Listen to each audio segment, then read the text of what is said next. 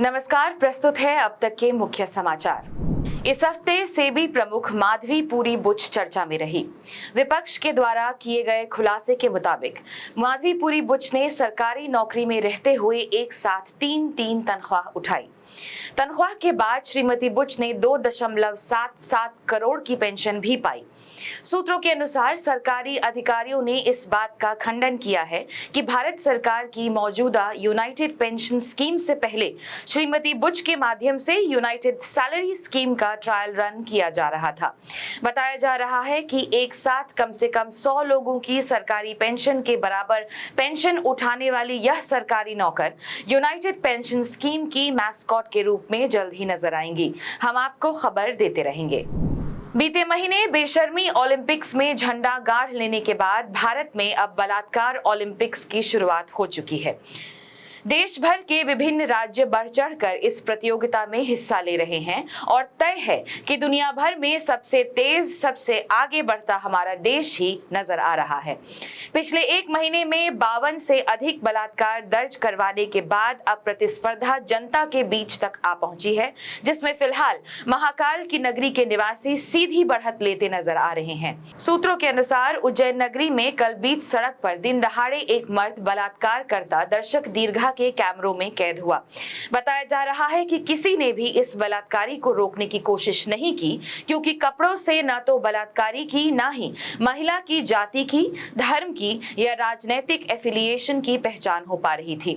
महिला हिंसा के ऐसे शानदार प्रदर्शन के बाद इस घटना को कैमरा में सहेज के रखने वाले दर्शकों के लिए हाल ही में उत्तर प्रदेश में अनावृत गिद्ध अर्थात वल्चर्स के लिए बनाए गए खास संरक्षण केंद्र जैसा ही एक और केंद्र सभी राज्यों में खोलने की मांग की जा रही है।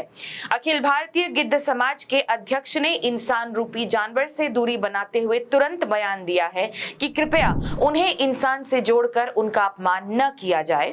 वे मरे हुए जीवों के लाशों को नोचकर खाद्य श्रृंखला यानी फूड चेन में अहम भूमिका निभाते हैं। उन्होंने कहा, हमारे इतिहास में अपहरण होती महिला को बचाने के लिए हमारी पुरखों ने अपनी जान भी दी है। हम जिंदा औरतों को कभी आंखों से, कभी बातों से, कभी हाथों से या कभी कैमरों से नहीं नोचते। बहरहाल इंसेल संगठन के मर्दों ने उज्जैन बलात्कार रिकॉर्ड कर इंटरनेट पे वायरल करने वालों का धन्यवाद ज्ञापन किया है, क्योंकि कम से कम उन्हें अब यह फुटेज पॉर्न साइट्स पर नहीं ढूंढना पड़ेगा। कोलकाता में हुए आरजी कर के घटना के बाद उन्हें इस मामले में काफी तकलीफ का सामना करना पड़ा था। यह हफ्ता यशस्वी प्रधानमंत्री श्री नरेंद्र मोदी के वोकल फॉर लोकल कैंपेन के लिए भी खास फलदायक रहा। भारत ही की धरती में रोपा गया नफरत का बीज, जिस पर देश के तमाम नेताओं ने भ्रष्टाचार और बेरोजगारी का खाद डाला और गोदी मीडिया ने दहशत का पानी पिलाकर सींचा, वहीं अदना सा बीज आज हिंदुत्व आतंकवादियों की विशाल फसल के रूप में देश भर में लहलहा रहा है। इसी हफ्ते विभिन्न राज्यों से मुसलमान बच्चे, महिलाएं और मर्दों के साथ मुसलमान होने के संगीन अपराध में 14 से अधिक मारपीट, खून, बुलडोजर एक्शन, स्कूल से निकाल देना आदि के मामले दर्ज हुए हैं। हालांकि लेफ्टिस्ट लिब्रांडो एक दशक से इन मामलों पर चिल्ला कर नेगेटिविटी फैला रहे हैं, मगर मोदी 240 के बाद पहली बार न्यूट्रल और एपॉलिटिकल जनता की भी जबान में हरकत देखने को मिली है। अनुमान लगाया जा रहा है कि लोकसभा के नेता प्रतिपक्ष राहुल गांधी के मुसलमानों पर हो रहे लगातार अत्याचार के खिलाफ बयान के बाद न्यूट्रल और एपॉलिटिकल वालों की जबानों पर सालों से लगी जंग घिसने में मदद मिली है। लेकिन असली वजह यह है कि जो आग मुसलमान के घर में लगाई गई थी, उसी में फरीदाबाद हरियाणा के मिश्रा जी का बेटा भी लिपट गया और हिंदुत्व आतंकवादियों ने गौरक्षा की आड़ में मुसलमान होने के शक में ब्राह्मण हत्या कर डाली।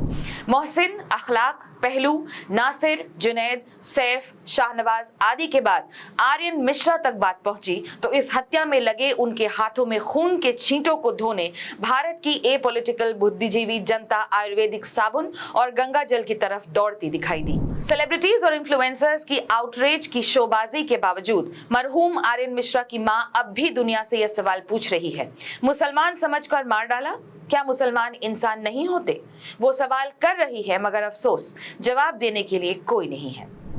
31 अगस्त 2024 को हसदेव के जंगल अदानी के इशारों पर कटने शुरू हो चुके हैं।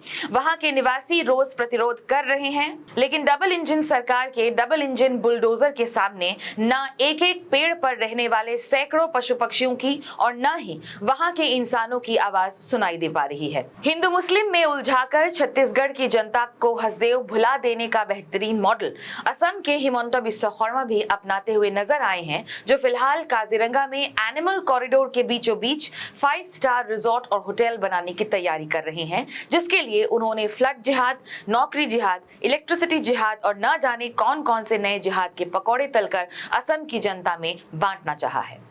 इसी संदर्भ में दूरदर्शन की स्वतंत्र फैक्ट चेकिंग एजेंसी एक फैक्ट न्यूज का खंडन करना चाहेगी। बताया जा रहा है कि श्री शर्मा ने बीते हफ्ते असम की बिल्लियों को गिरफ्तार करने का आदेश दिया, क्योंकि एक बिल्ली उनके पास से मियाऊ करते गुजरी तो उन्होंने सुना मियां हूं और तिलमिलाते हुए उन्होंने सभी बिल्लियों की गिरफ्तारी का आदेश जारी कर दिया, क्योंकि वह असम को मियां प्रदेश बनने नहीं देंगे। यह खबर फेक है, झूठी है।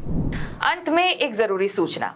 चिंटू शर्मा को मैथ्स में 100 में से 20 नंबर आए। पापा ने पूछा नंबर ज्यादा क्यों नहीं ला पाते, तो चिंटू ने जवाब दिया कि अगर वो नंबर ज्यादा लाएं तो मास्टर जी डीमोरलाइज हो जाएंगे, क्योंकि उनका काम पढ़ाना है। जिस बच्चे को नंबर आ जाते हैं उसको पढ़ाते उनके जीवन का लक्ष्य कैसे पूरा होगा।